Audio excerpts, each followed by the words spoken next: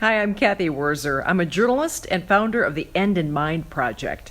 This is an encore presentation of an event from October of 2023 that featured former Minneapolis news anchor Pat Miles.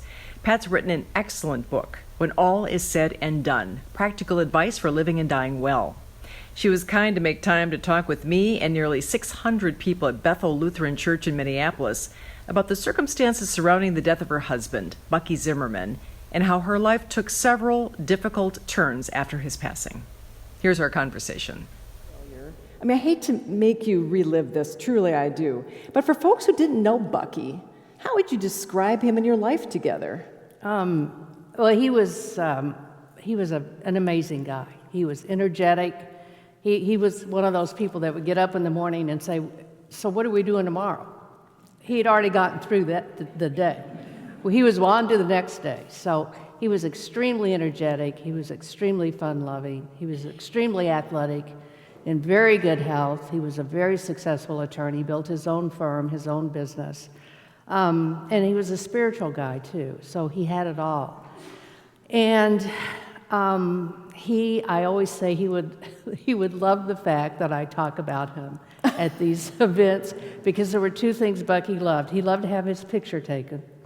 And I have at least 2,000 pictures of him just by himself on all our vacations. He would stand in front of a rock or in front of a church, I would just take his picture. So I have those pictures, but he also loved to have me talk about him. So he would love this. We're going to bring him in here with us here tonight, I think. Thanks for setting the stage. When was the first hint of some trouble? Because if he was in such good shape, and he was. He was. I mean, was it obvious there was an issue? No, not at all. Bucky was the healthiest person I knew, and he prided himself on eating well. He really didn't drink. He exercised every day. He had a 32-inch waist, which he never forgot to remind everybody about. And we were on a cruise to the Eastern Caribbean with my two girls, and he said to me on the cruise, I don't feel great. I'm constipated. I'm like, well, go see the ship doctor. And he goes, nah, I'll just wait till I get home and I'll get some meds for it. And so when we got home, he stopped at the Mayo Clinic emergency room and called me from the hospital and said, you better sit down. I have stage 4 pancreatic cancer. And he died in 3 months, and it was a total shock. And I can't even explain to you what the aftermath of it was. I mean, he was an attorney. We had a will, we had a trust. I assumed everything was in order, as did he. So for 3 months, we didn't really worry about anything other than trying to get him out of bed or get him to eat or drink a bottle of water or maybe find some cure or go through chemotherapy. We didn't think about anything else. So you were still fighting? We were still fighting, but not only, and I Googled it, it said you have 3 months to live, and he lived exactly 3 months to the day.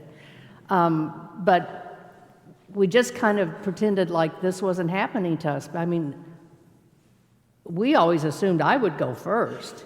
I was the one who liked to drink.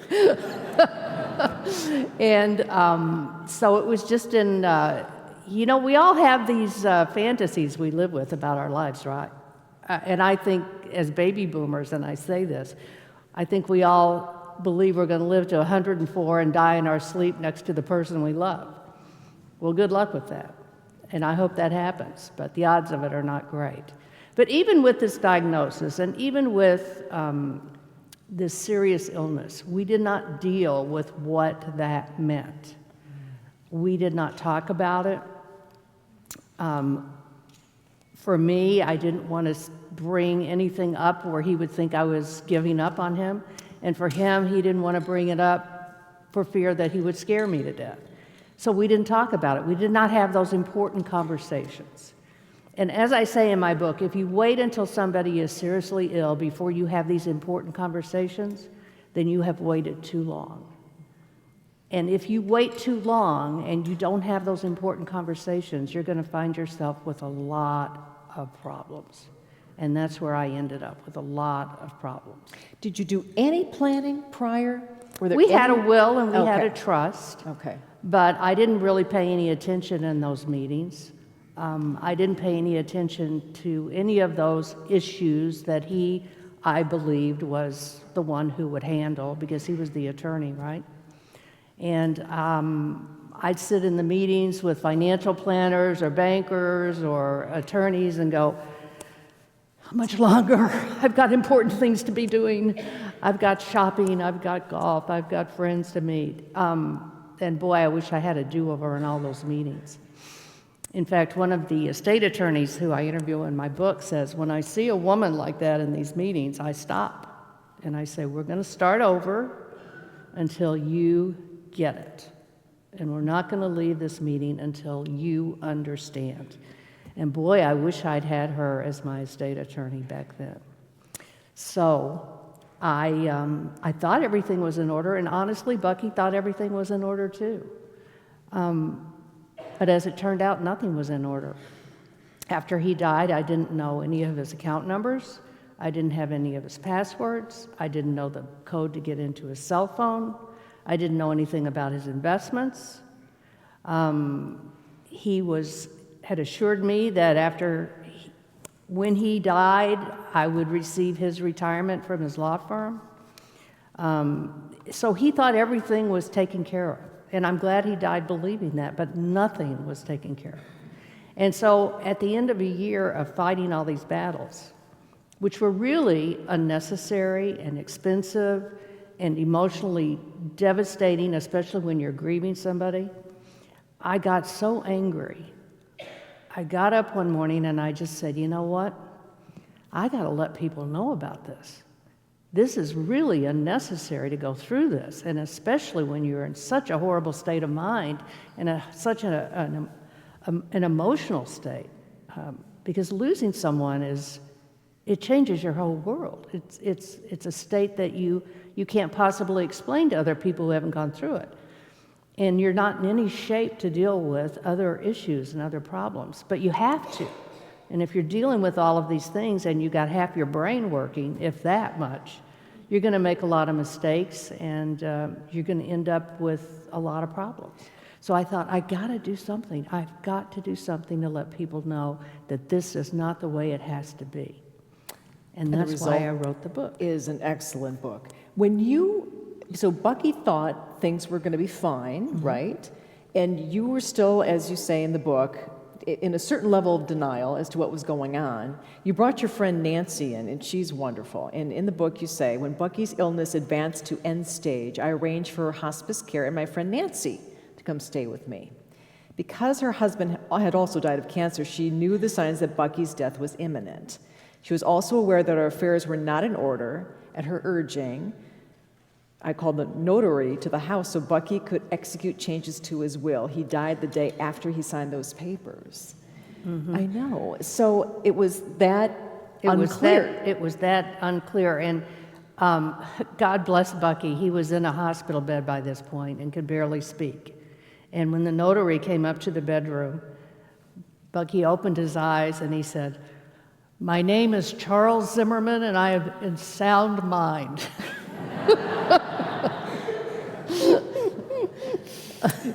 Good sense of humor right to the end, obviously. And it's good to have Well, apparently you have to say that. Oh, okay, that's true. Because and he would know if you're that. on your deathbed and they're not sure if you're in sound mind. Good right? point. And of course, an attorney would know that.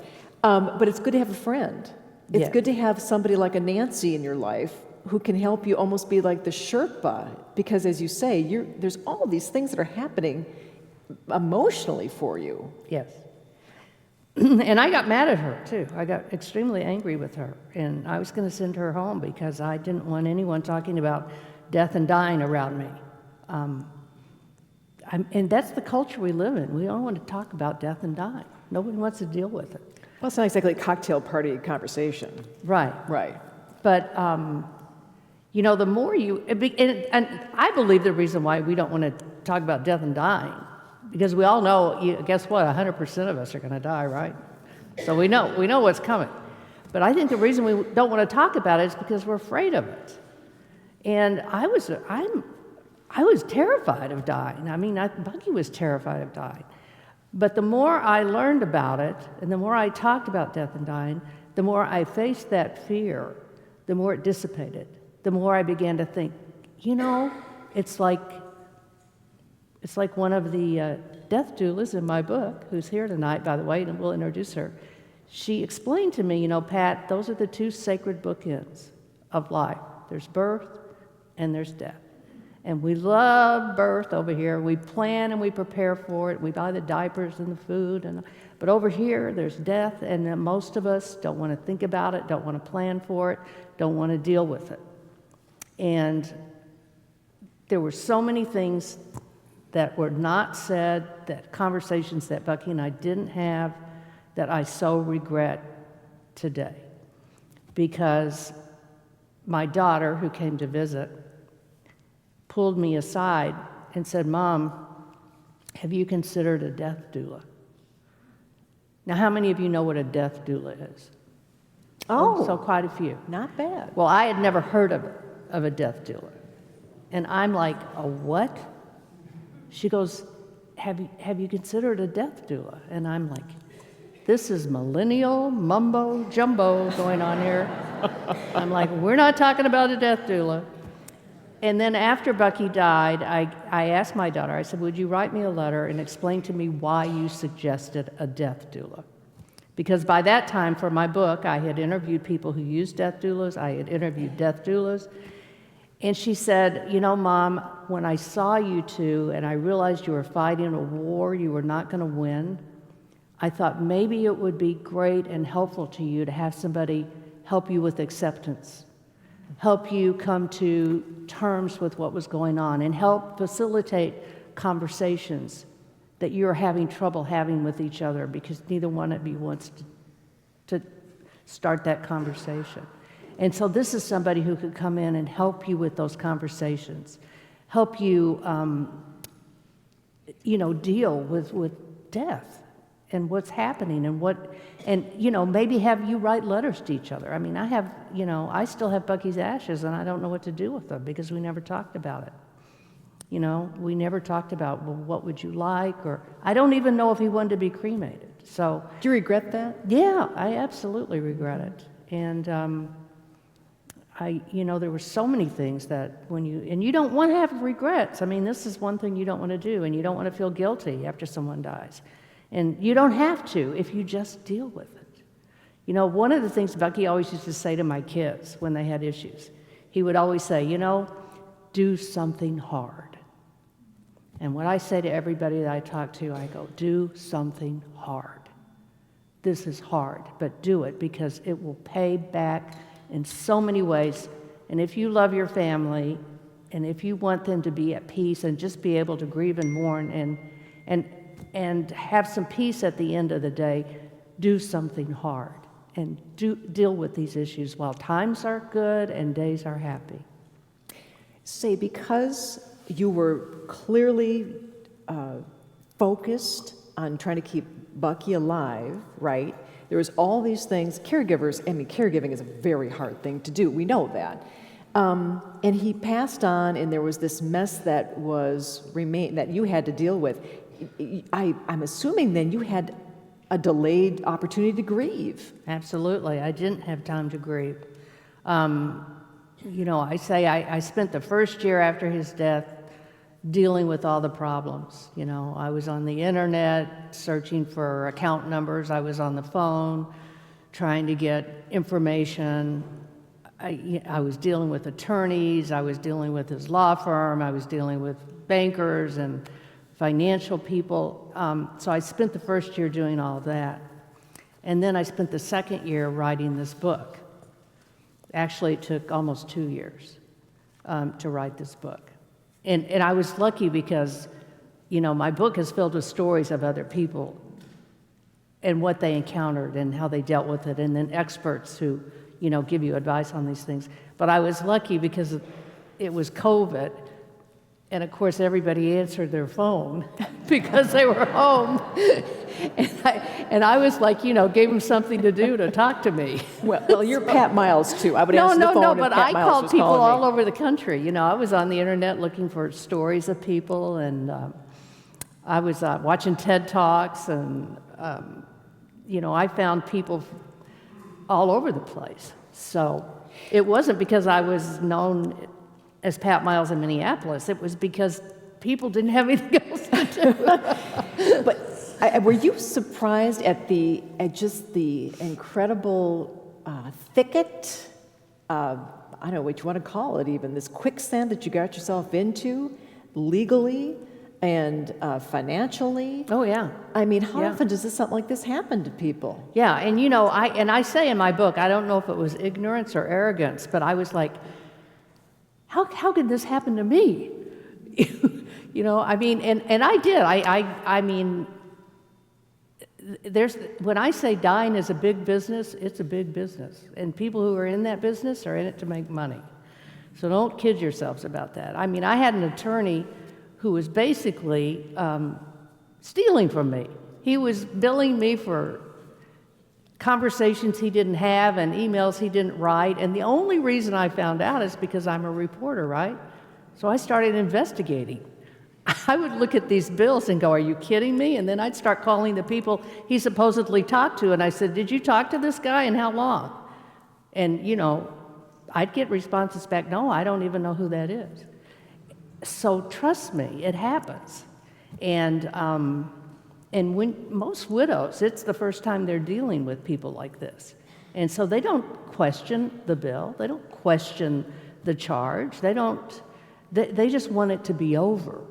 I just wanted it to be over. And when, the attorney said it's going to take at least a year to be through all of this, I'm just like, a year? I'll never last a year.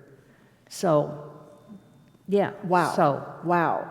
We have the live stream here, Pat, and we have folks watching us from all over the place, and we have some folks who've sent us questions via social media, and this goes to what you were just talking about. Will from Facebook wants to know, how do you confirm you're getting great estate advice versus someone taking advantage of a horrible situation? Mm-hmm. Well, I talk a lot about trusted advisors in my book.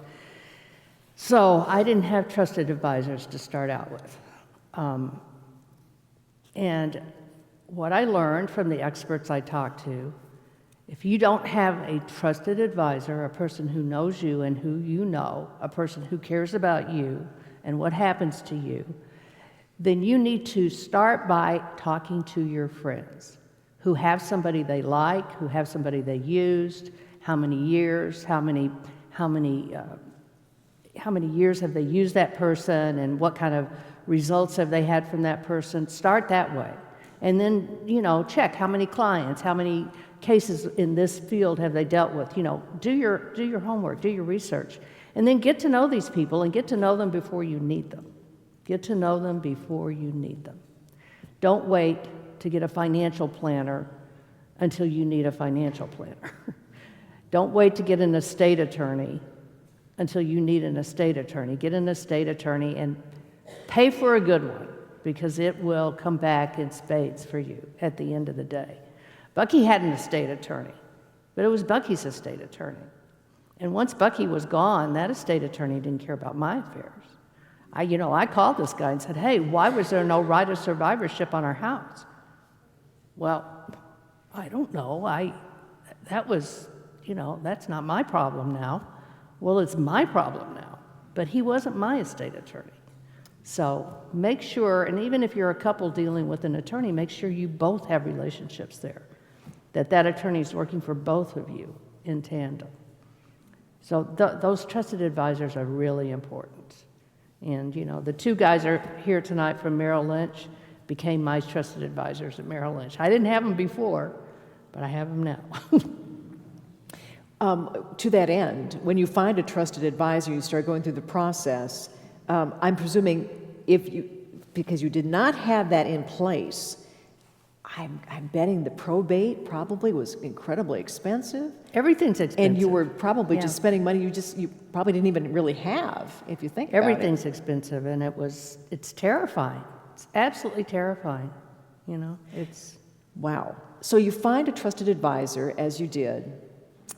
I love in the book, love it, love it, love it, the intention letter. And Don Shelby mentioned that in our quick little phone conversation that we had here.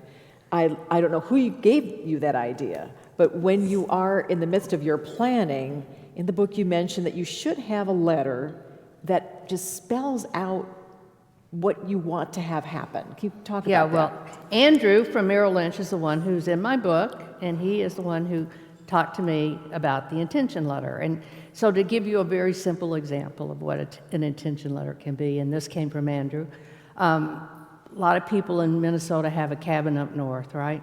I bet some of you have a cabin up north.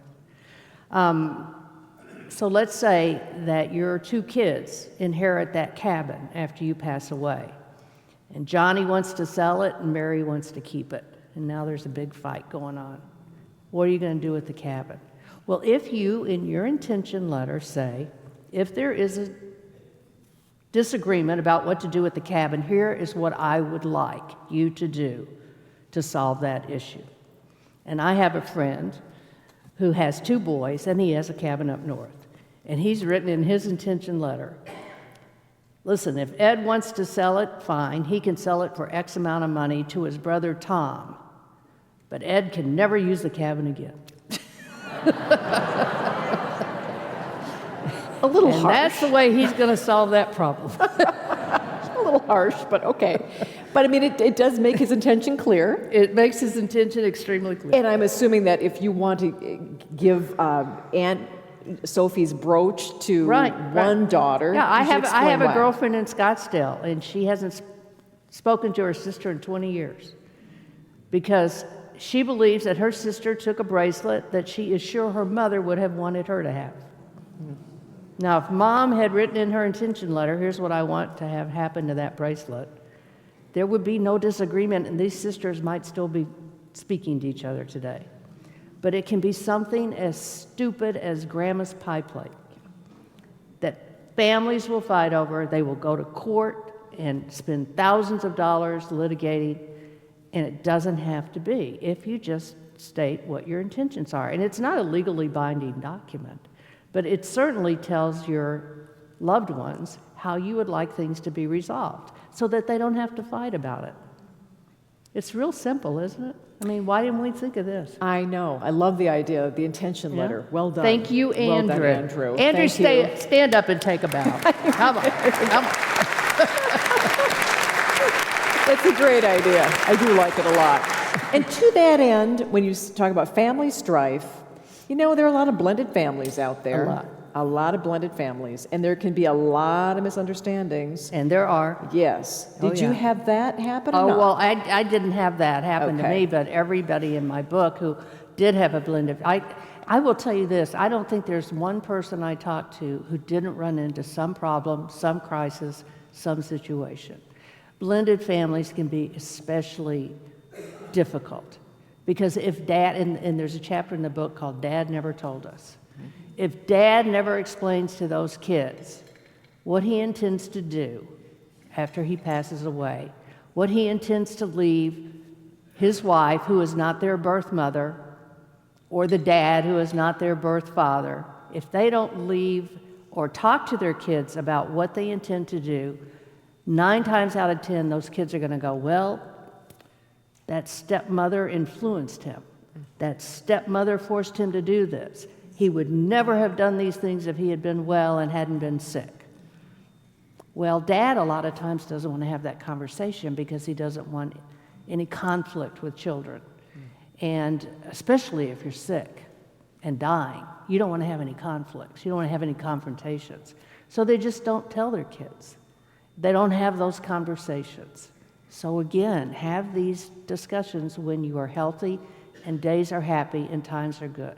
Do not wait, because it will just cause so many problems. And there are so many blended families that crack up. I mean, Nancy, who's in my book, she had a 30-year wonderful relationship with her stepdaughter They haven't spoken in 10 years because Dad never told Susie what he was going to do with his money when he passed away.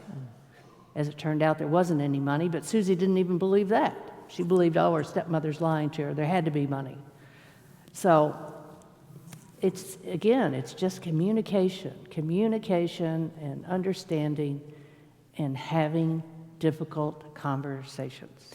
Because you are a journalist and you have had your share of difficult conversations professionally, and because End in Mind is all about having difficult conversations, what's your advice? How do you open some of these tough conversations? Yeah. Well, what I have found and what people have told me is it's either the kids who don't want to talk about it or it's the parents who don't want to talk about it.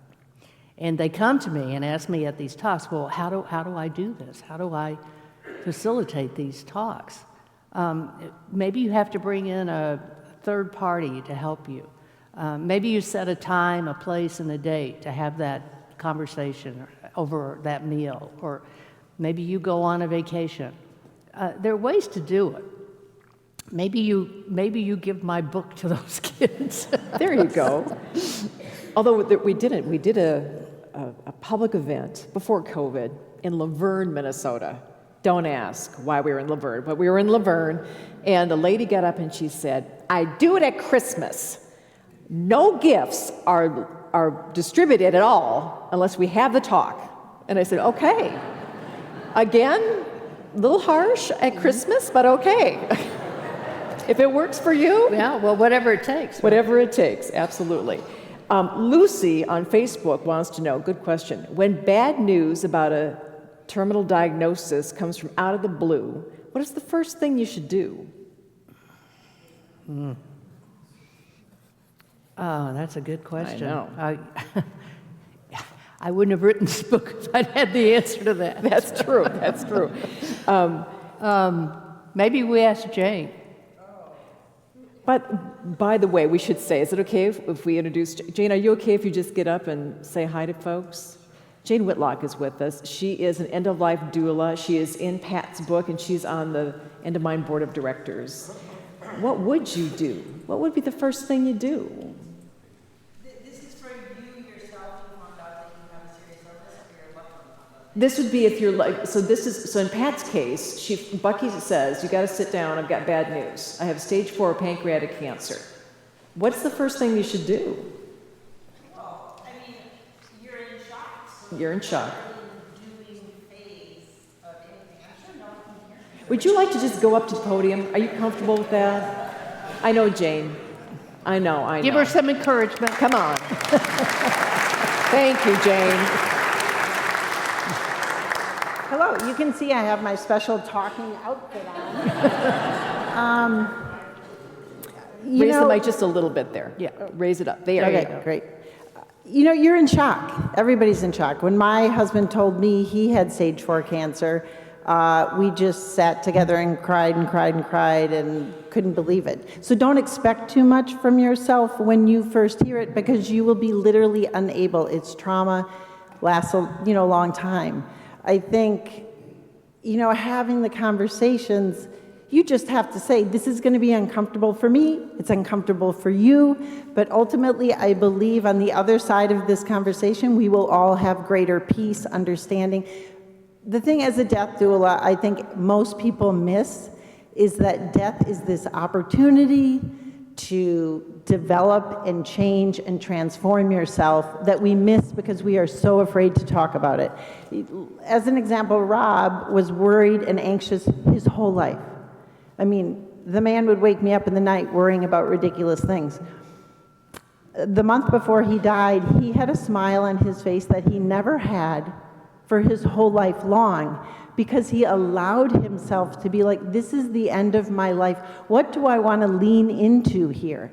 Do I want to hold fast to my old self and worrying and whatever, or do I want to surrender a little bit to this experience, let my ego become smaller, and whatever my spirit or my soul, blossom?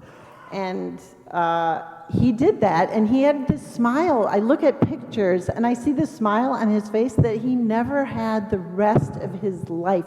And it was pure joy, and he knew he was dying. So that's why we have the conversation, so that we are priming ourselves to be transformed by this experience. I see it every day as a death doula, people facing death become new people. I mean, I always say it's our last stage of human development.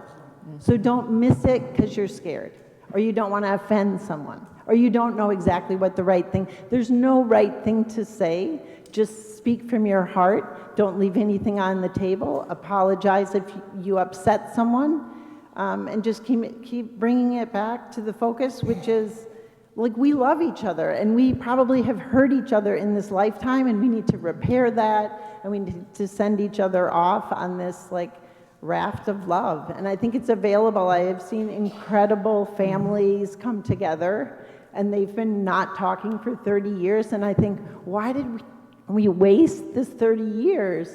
That's why I'm just a big believer in holding the fact that you're going to die so close to your heart. Every day remind yourself, like, this whole experience is finite, and I don't want to waste it carrying around resentment, grudge, all that kind of stuff.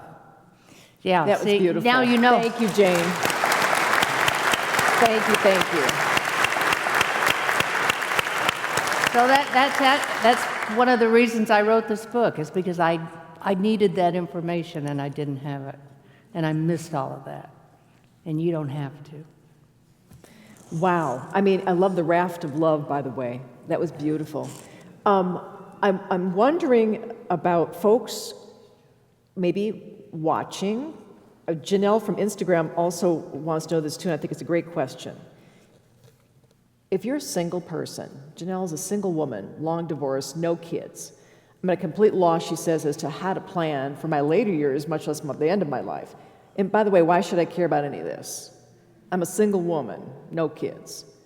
But you still need to, I bet you probably did talk to folks about this. I mean, if you care at all about a legacy for yourself, you should want to care about this. Because even if you don't have children or you don't have a spouse, I mean, there might be things that you want to leave behind that'll be meaningful for you. Maybe you care about a cause, or maybe you care about a friend or a relative. So it's important, I think, to care about these things. And plus, there's probably going to be a community around you that develops even if you don't have kids. And if you're single, your friends want to help you out. And, you probably should plan to have all your ducks in a row so your friends don't have a mess, like you had a mess, right? Absolutely. Exactly. I'm wondering here, we've got all these different questions, but so how have you changed? How have you changed through all this? You had a massive upheaval in your life, you lost the love of your life, and then you had this huge gaping hole you were dealing with in your heart, and then you had to wend your way through the financial system and the legal system. You came out on the other side. How are you doing?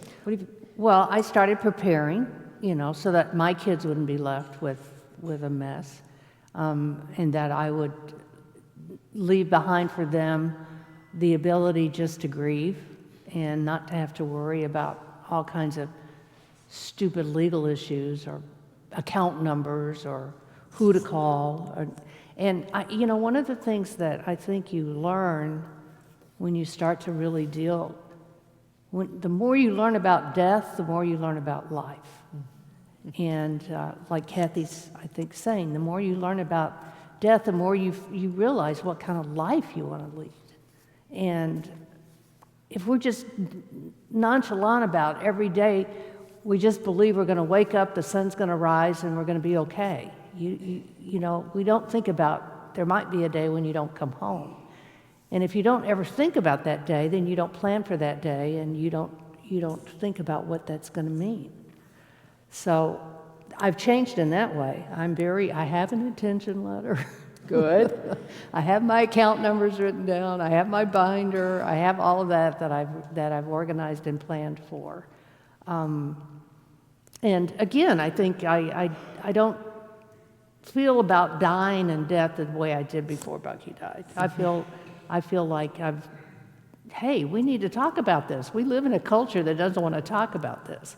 But it's really important. It's really important that we deal with this.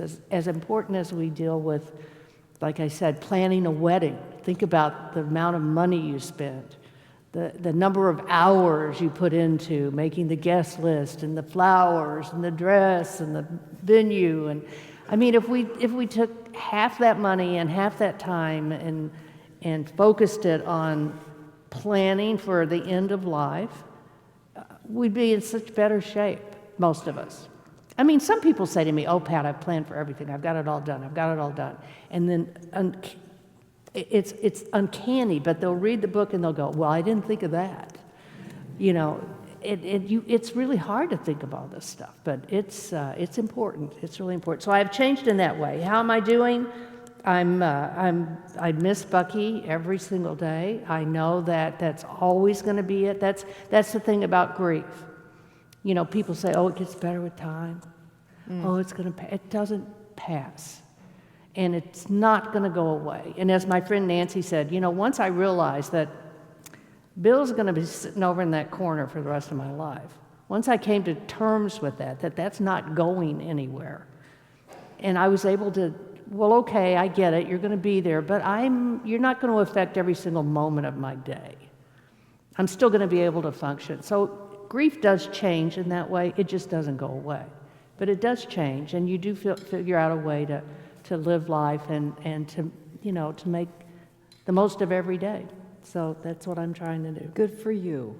You know, did you harbor any bitterness toward those who were not helpful to you? Have you gotten over some of that anger? No. Okay. No. I harbored a lot of things for those professionals who I had to deal with, who were not professional. But yeah, I'm working on forgiving all those people too. Sandra wants to know what surprised you the most when dealing with the end of life. What surprised me most about dealing with Bucky's end of life? Yes. What Well, just surprised about you? everything. Just about everything surprised me. Okay.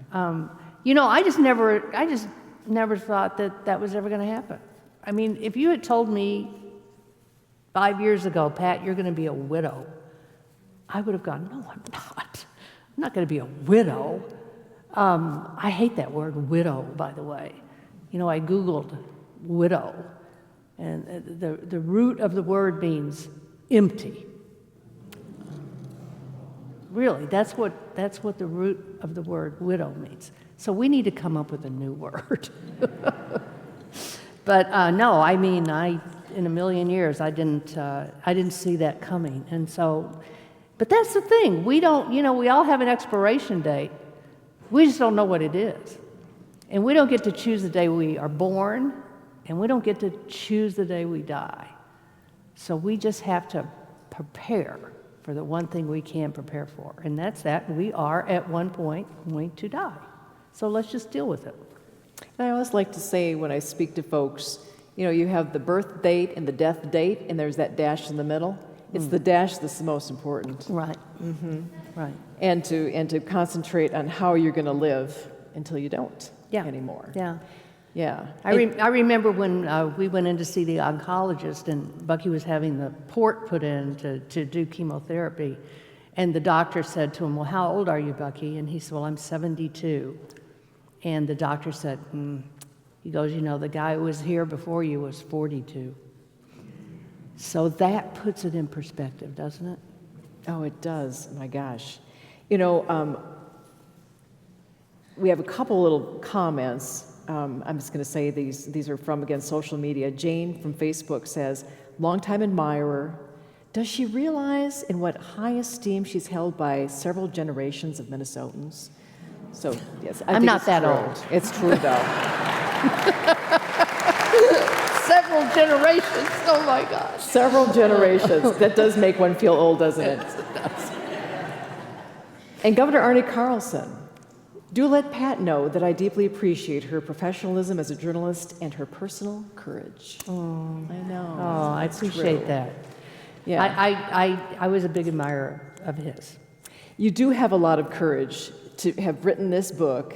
Most people wouldn't have gone in that direction. I didn't have any courage. I just got mad.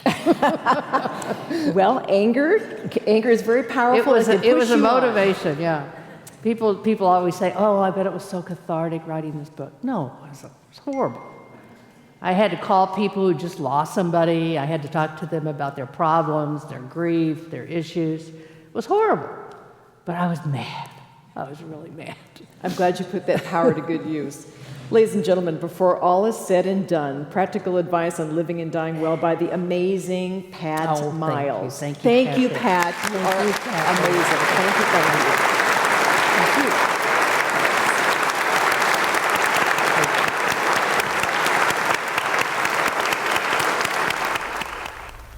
My thanks to Pat Miles. If you'd be kind enough to make a donation to help us record similar programs, there's a link in the description of this video.